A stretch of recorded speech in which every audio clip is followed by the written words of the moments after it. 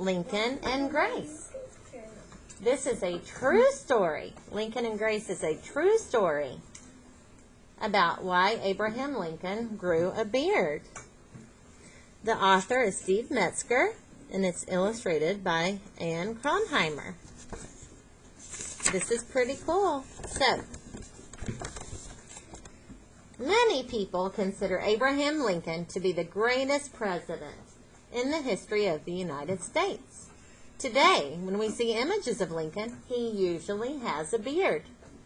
That's one of the reasons he's so easy to recognize.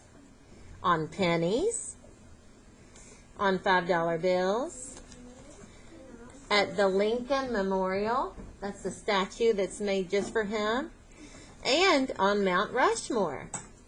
Sam, why did Abraham Lincoln decide to grow a beard? It all began with a young girl. In the summer of 1860, so over 150 years ago, 11-year-old Grace Bedell lived in Westfield, a small town in New York. There were 7 brothers and sisters in her family, and a baby on the way. Grace enjoyed shopping for clothes with her mother, decorating her dollhouse, and playing blind man's bluff with her friends. "I'm going to get you," Grace called out. So this was when we learned about long ago, a long, long time ago. Look at the girls. Do you see any of them wearing pants? No. They're dressed like it's a long time ago. That's when they had school in a schoolhouse. Family dinners were fun for Grace, except when the discussion turned to the upcoming presidential election. That's when she first heard about a tall, relatively unknown candidate, Abraham Lincoln. "I think Lincoln would make a fine president," Grace's father said. "I agree with his position on banning slavery in any new states that join the Union." "I disagree," said George, one of Grace's brothers. "I'm going to vote for Stephen Douglas." "Me too," said Levant, another brother. "Lincoln's a clumsy backwoodsman who doesn't know anything." So Lincoln, Abraham Lincoln, remember, he did not want slavery to happen in our country, because was slavery good? No. Absolutely not. So he wanted slavery to end. So a lot of people were like, no, we want to keep having slavery. But a lot of people, more people, there were more good people, said, no, that is not okay. "I wish I could vote for Lincoln too," Grace's mother said. "But unfortunately, I can't. Because remember, until Susan B. Anthony in 1920, women couldn't vote. So this was still, let's see, 1860 to 1920. That was 60 years before women could even vote. "It's not fair that Mama can't vote," Grace said. "She's as smart as any man." "Grace, who do you think should be our next president?" George asked. "Well," Grace replied, "if Mama and Papa like Lincoln, I like him too." "Why don't you think for yourself?" Levant said. "You have a brain." "That is what I think," Grace said, stomping off. Grace loved reading all kinds of books. Uncle Tom's Cabin, one of the most popular novels of that time, deeply affected her. "Slavery is wrong, Papa," Grace exclaimed, showing him her book. "We don't have any slaves in Westfield, do we?" "No," her father replied. "New York is a free state." "Then I'm proud to live here," Grace said. "If Abraham Lincoln is elected president this fall," her father said, "I think he'll end slavery throughout the whole country." "I really hope he wins," Grace said. So right here talks about how he wanted slavery to end. And here's where he says, it's called the Emancipation Proclamation. That means that was when a document that said slavery is over. When September arrived, it was time for school. "Goodbye, Mother. Goodbye, Una," Grace said as she walked out the door. Born in August, Grace's baby sister Eunice was already 1 month old. From his desk at the front of the classroom, Grace's teacher talked about Lincoln and Douglas. the two main presidential candidates. During afternoon recess, the boys chased one another in a game of tag. Since it wasn't acceptable for girls to take part in active games during school, Grace and her friends played cat's cradle instead. That's with the strings. So back then, girls couldn't even run around and play tag and stuff with boys. That's silly. That's not fair. While waiting for her turn, she overheard one of her classmates. "Lincoln's so ugly," a boy said to his friend. "I can't believe he's running for president." Do you think that matters when it comes to a president? No. What they look like? No. Does it matter what color their skin is? No. Does it matter if they're a boy or a girl? No. None of that should matter, right? "He is not ugly," Grace called out, "and he's going to be the best president ever." In October, Grace's father attended a hometown fair in support of Lincoln. Upon returning home in the evening, he had a surprise for Grace. "It's a picture of Mr. Lincoln," Grace said, holding up a campaign poster. "Thank you, Papa." As Grace walked up the stairs to her bedroom, Levant called out, "He'll never become president with a face like that." That's not true. "Yes, he will," Grace said. She slammed the door behind her. Moving to a chair by the window, Grace took a close look at Lincoln's face. She admired his high forehead and serious expression. "But I don't like the way his mouth and chin look," she thought. Now, even sweet little Grace, that's not very nice of her to think that, but still. A shadow fell across Lincoln's face. Grace had an idea. "He would look much better with whiskers," she exclaimed. What do you think that is? Whiskers. A beard. A beard, right. On October 15th, Grace sat at her desk and wrote a letter to Abraham Lincoln. So this little girl is writing a letter to a man who wants to be president. She introduced herself and asked if he had any daughters. Most importantly, she suggested, "Let your whiskers grow, for your face is so thin." Grace added that women like whiskers, and they would tease their husbands to vote for you, and then you would be president. Can you all tell her what's happening right here, Dr. Stanley? You've got to hear this. What is happening? Raise your hand if you want to tell her what's happening. You can pick whoever you'd like.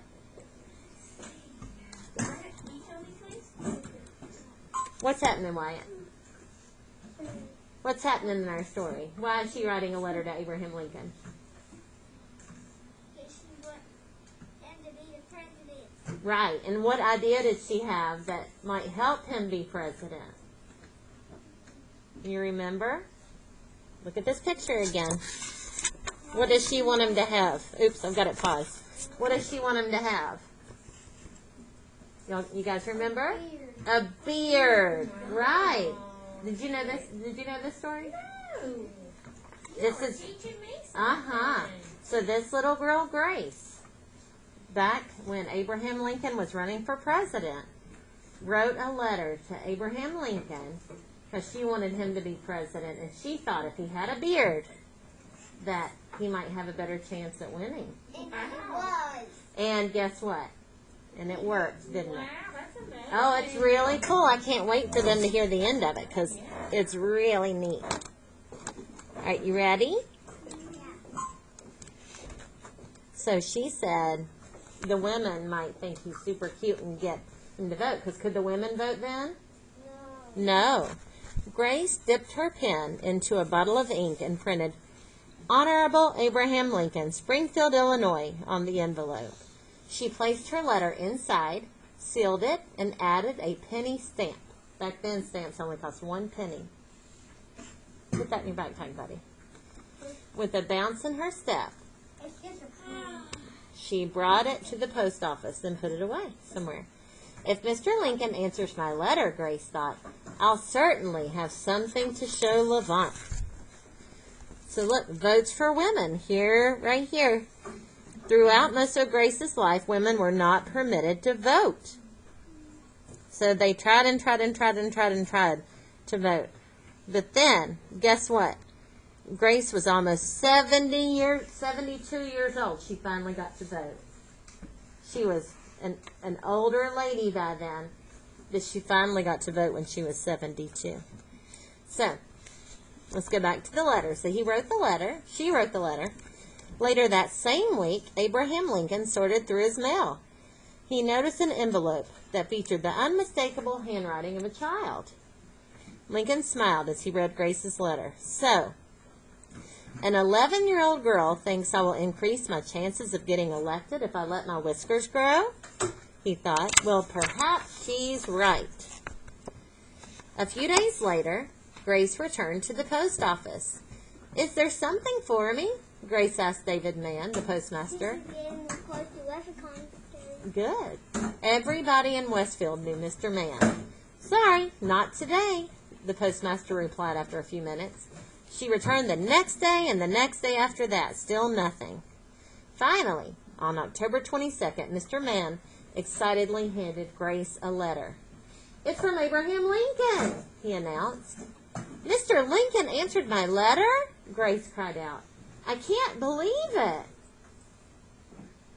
Yeah. He wrote her back.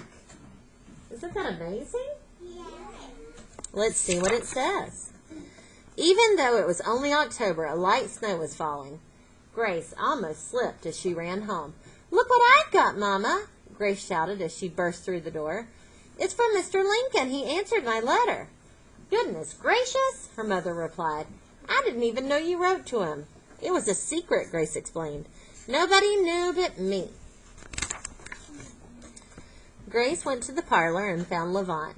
Look, she shouted, it's from Mr. Lincoln. Why on earth would Abraham Lincoln write a letter to you? Levant asked. Because I wrote to him first, Grace said, and now he answered me. My, Levant said. Lincoln actually wrote a letter to my little sister? Aren't you proud? Asked Grace's mother. Yes, I guess I am, Levant replied. Grace ran upstairs and into her room. She was pleased with every word of Lincoln's letter until she came to the last sentence. As to the whiskers, he wrote, do you not think people would call it a piece of silly affection if I were to begin it now? So he's worried that people might make fun of him if he grows a beard out now.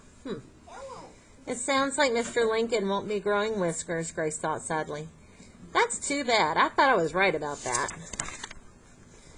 The election took place on Tuesday, November 6th, 1860. So that was 161 years ago. Grace was hoping with all her heart that Lincoln would be the next president. When Grace finally heard the news that Lincoln had won, she jumped up and down with delight.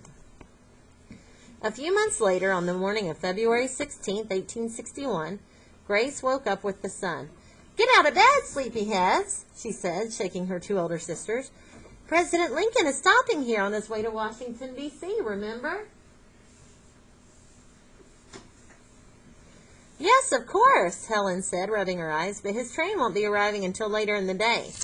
I know, Grace replied, but let's get ready now. So President Lincoln did not have Air Force One, like presidents do now, to fly wherever they're going. They had to take a train. So look, this is when he was made president, and all the people that were there. You can see the White House looked a lot different back then. Along with Grace and her sisters, thousands of people converged at the Westfield train station, hoping to get a glimpse of the new president. I hope he has whiskers, Grace said. When his train arrived, Lincoln stepped out of the last car to address the crowd. As he spoke, Grace stood on her tiptoes. There are too many people, Grace said. I can't see him. There he is, Alex exclaimed. Then he does have whiskers. He grew a beard out. Really? Grace said. Let me see. Look here. Who do you think that is? Right there. Who's that? Grace. After a short speech, Lincoln peered into the mass of people. I have a little correspondent in this place, he announced. And if she is present, will she please come forward? I know who that is. Who? George Washington. Nope, it's Abraham Lincoln. So he said, he's got somebody that he writes letters with. Will you come up? Who was he talking to? Her. Yeah. Who is it? Shouted one of the spectators. Grace Bedell, answered Lincoln. The crowd parted, and the man led Grace to Lincoln's train car. He stepped down and shook her hand. You see, Lincoln said, pointing to his whiskers, I let these grow for you, Grace. A thunderous cheer filled the air as Lincoln kissed Grace's cheek and returned to his train car. He waved a U.S. flag as the train pulled away. How special would you feel if a president kissed you on the cheek? Yeah, right? It'd be like, whoa. Blushing with embarrassment, Grace rushed to get away from the train station. Racing between horses and buggies and even crawling under a lumber wagon, she left her sisters and ran all the way home. I can't believe it, Grace breathlessly told her mother. Abraham Lincoln wanted to meet me, and he did grow whiskers just like I asked him to. What a story, Grace's mother said. This is the most exciting day of my life, Grace said. I can't wait to tell Papa. So look, here is the letter that she wrote him. Dear Sir, so she's, look at her writing. Isn't it very pretty? So then this is what he wrote her back. Look at his fancy writing. And this is really cool. They even have a statue of her and Abraham Lincoln together in New York. Look. Do you see it? It's where Grace was from. Isn't that neat? Yeah, it's kind of hard to see. I'll see if I can find another picture of it. Did you like that story? I loved it. And it's really true.